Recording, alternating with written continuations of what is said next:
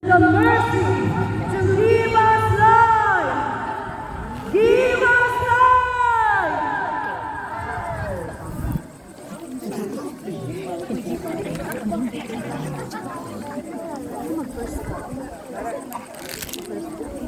This God represents the birth of the sound.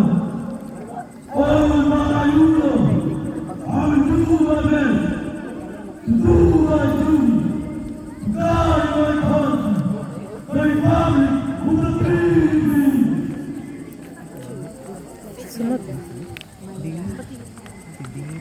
This light represents the second voice of the sound of all my honor.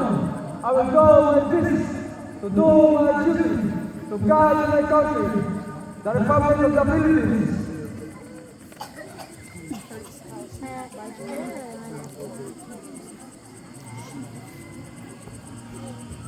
These lights represent the second household to help our people at all times.